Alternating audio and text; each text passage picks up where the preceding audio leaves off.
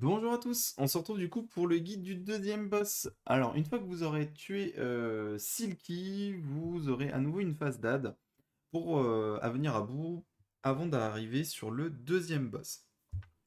Là, je vais en parler un peu plus longuement que les premiers. Pourquoi? Parce que vous avez quelques petits points à savoir. Rien que déjà en termes de positionnement. On commence en fait en hauteur et il faudra prendre un téléporteur pour descendre. Vous avez les ZAD en fait qui sont que des patrouilleurs sur cette map où il y a il y a trois couloirs en fait différents. Euh, c'est assez important parce que du coup, si vous devez prendre absolument les ZAD un par un, vous en avez quatre et il faut absolument pas en avoir deux en même temps, sinon vous allez très très très rapidement mourir. Ils ont des combos qui font que vous ne pouvez pas en prendre deux en même temps, sinon vous allez mourir. Vous pouvez en soi les prendre dans l'ordre que vous voulez, mais il y a quand même un pattern que vous pouvez utiliser qui marche tout le temps et qui vous permettra d'y arriver quand même beaucoup plus facilement. C'est-à-dire qu'en fait, on va prendre l'armure maléfique qui est ici, ils font toujours le même pattern au début. Et en fait, vu qu'ils patrouillent toujours dans un pattern fixe, les joueurs ont remarqué que si on prend cette armure-là qui arrive du haut et qu'on la tank ici, dans le coin, en fait, on va avoir très peu de mouvements à faire et on va beaucoup moins être embêté par les ZAD qui arrivent et auxquels il faut faire attention, etc. Donc, ce boss-là, il fait d'abord la nébuleuse qui met tout le monde à 1 HP. Donc là, vous remontez le groupe et après, il fait poids infernal. Donc, poids infernal, en fait, c'est un red wide qui vous met la fonction pesanteur, alors je ne sais pas combien de pourcents, mais qui est assez énorme. Et surtout, en fait, derrière, il va enchaîner avec entaille de domination qui est un cleave, voilà, un fauchage en fait devant lui. Donc quand vous êtes, et il va cibler complètement aléatoirement une personne d'ailleurs. Donc quand vous êtes range comme nous, bah, vous pouvez vous mettre loin, même si vous cible, vous ne serez pas touché en fait par le cône. Par contre, si vous êtes mêlé, je vous conseille de vraiment vous mettre devant lui et comme ça, vous aurez juste à passer derrière lui, même en pesanteur, vous avez le temps. Ça one shot, hein, il me semble, si vous le prenez. Donc, surtout que vous êtes très low en termes d'HP. Donc, ça va être un petit peu pénible. Et après, du coup, il refera la nébuleuse, etc. Donc, voilà, rien de particulier. Après, du coup, en autre type d'ad qu'il y a, c'est le Dullahan. Donc, le Dullahan, vous allez vite comprendre pourquoi on ne peut pas les mettre en combo en même temps. C'est qu'au début du combat, il va faire douleur infernale qui va vous mettre un dot de 30 secondes. Ce dot-là fait pas très mal, mais qui est quand même constant. Donc c'est-à-dire qu'en fait, si vous prenez les deux ZAD en même temps, lui il va vous mettre le dot, et dès lors où l'autre va vous mettre à 1 HP, en fait, vous allez instantanément mourir. Donc c'est pour ça que vous ne pouvez pas les avoir tous les deux. Lui, il va faire un out. Lui, il a que deux mécaniques, hein. Il fait voilà, pénombre accablante qui est un out, sauf que le out est assez grand. Donc en fait, pareil, avec l'autre qui vous met la pesanteur, vous n'aurez absolument pas le temps de vous barrer. Donc c'est vrai que vous pouvez absolument pas prendre les deux en même temps. Et après, bah, c'est les seules mécaniques qui font. Volonté du roi, c'est qu'il va se buffer. Ses auto-attaques vont faire très mal. En version sadique, le tank à ce moment-là sur le premier invu pour bien encaisser du coup tous les dégâts. Et après, en fait, on va recommencer. Il restera un ad de chaque à tuer. Donc là, on va aller choper l'armure et puis on va refaire pareil. Mais là, vous allez vous dire, oui, mais pour le deuxième du LAN, le temps qu'il n'aura pas récupéré ses CD, effectivement. Donc du coup, c'est pour ça, enfin son invu, donc c'est pour ça que sur la deuxième armure, enfin sur le deuxième du LAN, pardon, à ce moment-là, le tank met tous ses CD et le heal met tous ses CD défensifs pour essayer de le tenir au maximum. Donc voilà. Après, vous tuez l'armure et vous arriverez du coup directement au boss du gladiateur. Et vous voilà arrivé du coup au gladiateur sylvien. Donc le gladiateur sylvien, on va avoir besoin juste de quelques règles euh, où chacun va devoir prendre un corner. Donc le corner 4 sera pris par le healer, le 2 par le melee, le 1 par le tank et le 3 par le range physique. On en aura besoin un petit peu plus tard. Le combat commence avec un red wide qui s'intitule éclair d'acier. Voilà, c'est ça. Qui fait relativement mal, il le fera plusieurs fois dans le combat, donc gardez un petit peu de meeting à chaque fois. Ensuite, il fait Spectre Immémorial. Il va faire apparaître deux ZAD qui commenceront toujours au nord d'ailleurs. Et vous pourrez voir au sol, voilà, des crans en fait. Il y a le cran qui est ici, un autre qui est là, et vous en aurez un troisième un peu plus loin. Il y aura le cran qui est ici, l'autre qui est ici, et le troisième qui est ici. Ces ZAD en fait vont se charger, et au nombre de charges qui vont... Le nombre de fois ils vont se charger va indiquer à quel cran ils vont s'arrêter. S'ils se chargent 2 fois, ils vont s'arrêter au deuxième cran, s'ils se chargent 3 fois au troisième, etc. etc. Parce qu'en fait, ils vont le faire en même temps. Donc on va devoir mémoriser, sur un court instant, rassurez-vous, à quel cran chacun des ZAD va s'arrêter. Donc c'est-à-dire que là, ils se chargent tous les deux, donc on compte 1. Ensuite, lui, c'est pas chargé. Donc lui, il va s'arrêter ici. Il va s'arrêter au niveau de ce cran-là. Lui, on compte, il est déjà à 2 et 3. Donc en fait, lui, cet ZAD-là, il va s'arrêter là. Donc on peut déjà tracer une ligne comme ça. Et l'autre rad, il va s'arrêter à ce cran-là. Donc on peut tracer une ligne dans l'autre sens.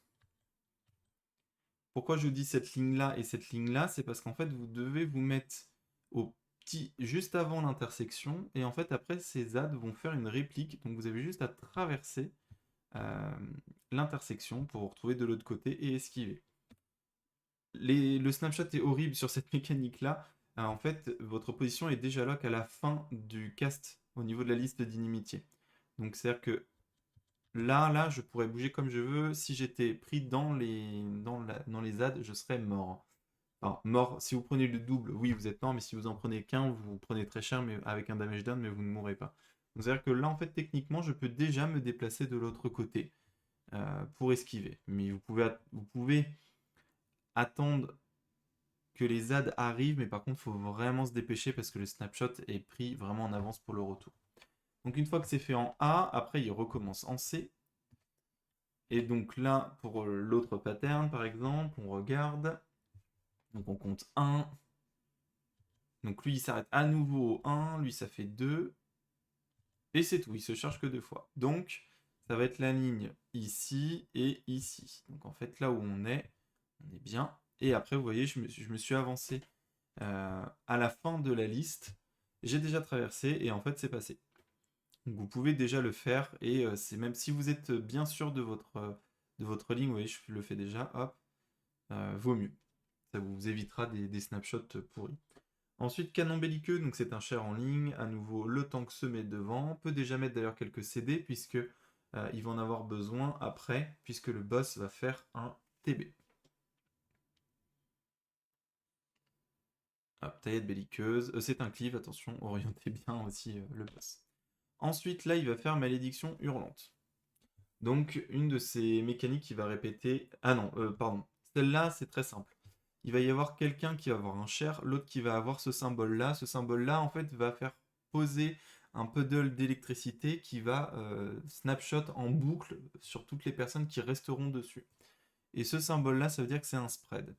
Donc ce qu'on fait, en fait, c'est qu'on garde nos positions clock, donc c'est-à-dire que le tank se met en A, le healer en C, le melee en D et le range en B, pour déjà voir en fait notre spread. Et surtout, il y a un cheese possible, c'est que vous mettez de la mitige et vous mitigez celui qui a le share, et en fait, vous pouvez le prendre tout seul, ce qui facilite grandement la mécanique.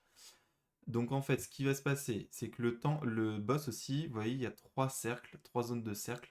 Ça indique aussi des puissances. Et en fait, là, il va faire pareil, il va se charger. Donc là, il s'est chargé une fois, et il s'est chargé 2 fois, il s'est chargé 2 fois. Donc c'est là que ça va taper jusqu'au deuxième cercle. Donc là, par exemple, Arto, il est venu avec moi pour le share, mais vous pouvez le prendre tout seul.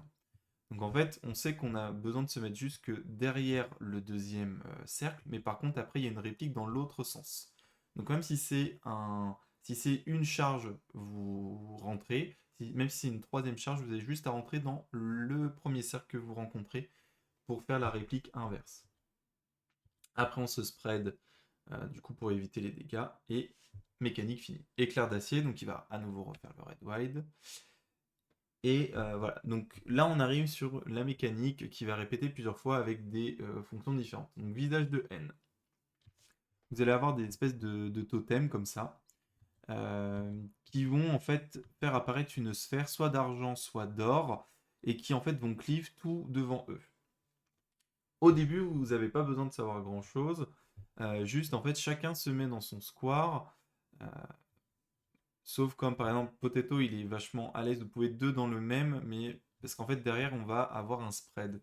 Il faut être assez réactif. Mais sinon le plus safe c'est que chacun se met dans son square et on n'en parle plus. Donc, moi, mon score, c'est le 4. On voit que là, la sphère d'argent, elle va cleave jusque là, la sphère d'argent par là. Donc, c'est-à-dire que la seule. Faut vous dire que vous avez 4 cases, quoi, grosso modo. Vous avez 4 cases dans votre score. Donc, ces cases-là, elles sont prises. Ces cases-là, elles sont prises. Donc, il n'y a plus que celle-là qui est safe. Ensuite, vous avez des orbes qui vont faire des cleaves aussi devant elles. Mais là, par contre, c'est télégraphé. Vous savez où est-ce que ça tire. Donc, vous mettez dans votre case safe. Et après, il va y avoir une réplique dans l'autre sens. Donc là, après, vous esquivez. Et derrière, vous avez votre spread à mettre. Et c'est tout. Fin de la résolution. Si vous êtes à l'aise comme Marteau et Potato, vous pouvez être dans le même square, mais je vous conseille fortement pas de le faire au début. À nouveau, red wide. Ensuite, visage d'exécration. Donc là, en fait, on va repartir sur les squares et les totems, sauf que on va nous faire appliquer des debuffs. Un debuff d'or et l'autre d'argent, ou alors deux debuffs d'or ou deux debuffs d'argent. Ce qui va se passer, c'est que on va devoir les cleanse. Donc, vous devez vous prendre l'opposé de votre debuff. C'est-à-dire que si j'ai un debuff double argent, il faut que je me prenne deux cleaves d'or. Si j'ai deux or, il faut que je me prenne deux cleaves d'argent. Et si j'ai un or et un argent, il faut que je me prenne un or et un argent en même temps. Dans chaque square, il y aura un square où il y aura un argent et un or, comme celui-ci d'ailleurs. Un square où il y aura deux or, un autre où il y aura deux argents, et un autre à nouveau un argent et un or. C'est complètement aléatoire. Donc en fait, vous devez aller faire votre marché, c'est-à-dire que vous regardez ce que vous avez en debuff et vous essayez de trouver le square où il y a ce qu'il faut. Donc moi par exemple, il me faut un or et un argent. Donc je vais me mettre là, et il faut que je me prenne les cleaves hein, pour cleanse mes debuffs. Là, pour le coup, pour cette mécanique-là, vous pouvez être deux dans le même square. Là, vous avez le temps. Donc, pourquoi? C'est parce qu'en fait, on se prend les cleans. Hop, moi je me suis mangé les deux. J'esquive. Et à nouveau, on a le spread. Et pourquoi on a plus le temps? C'est parce qu'après, en fait, il y a plusieurs save spots. Vous voyez, il y a 4 cases, en fait. Donc, la règle veut que on se met tous les deux pour prendre au même endroit pour cleanse nos debuffs, si on est tous les deux avec un or et un argent. Et en fait, la règle veut que le mêlée s'avance sur un save spot devant et le range reste dans son square. Si vous êtes de range, en tout cas nous la priorité qu'on a fait avec Arthos, c'est que c'est le fils de range qui a plus de mobilité, qui bouge. Mais ça après vous pouvez faire entre vous. Une fois qu'on a fait ça, mécanique résolue, à nouveau éclair d'acier. Autre mécanique qui arrive, c'est la malédiction monumentale. Donc là, on va avoir une mécanique de chaîne. Voilà. C'est pour ça qu'on se pack tous au centre. Et du coup, ce qu'on fait, c'est que c'est toujours un support qui est lié à un DPS. Non, les supports sont liés entre eux et les DPS entre eux, pardon. Donc, le melee et le tank iront toujours en A. Et le range et le healer iront toujours en C. Ensuite, il y a des puddles qui vont apparaître, donc toujours au centre en premier, sur les côtés comme ça. Et après, il y aura soit à gauche, soit à droite, en passant par le centre. Donc en fait, ce qu'il faut faire, et c'est littéralement diamétralement opposé de l'autre côté. Donc en fait, on doit se mettre du côté du puddle qui va exploser en dernier, on break notre chaîne, et après on revient au centre. Ça, c'est fixe. Vous ferez toujours ça. Et cette priorité, elle est toujours la même. Par contre, ce qui change derrière, c'est que vous voyez, il y a des 1 et il y a des 2. Les numéros 1 sont symbolisés derrière par cette icône-là, en fait, vont avoir une défamation. Donc, c'est-à-dire une énorme AOE. Sauf qu'entre-temps, là, vous pouvez le voir, il y a des tours à prendre. Donc, c'est-à-dire que ceux qui ont le debuff 1 ne prennent pas les tours numéro 1, ils, ils ont la défame. Donc en fait, ils se mettent en cardinal loin. Vous voyez, les défames sont vraiment très grandes. Pour ne pas toucher ceux qui sont dans les tours. Et après, une fois que vous avez posé votre défame, là, vous prenez la tour qui est littéralement en face de vous. Ceux qui ont les tours en premier auront les défames en deuxième, donc ils auront juste à reculer puisque les tours apparaissent toujours euh, à l'opposé en fait l'une de l'autre. Voilà. Vous pouvez, par contre, là où ce n'est pas fixe, c'est que c'est n'importe qui, c'est pas support et DPS 1 et 2, etc. Non, ça peut être complètement aléatoire.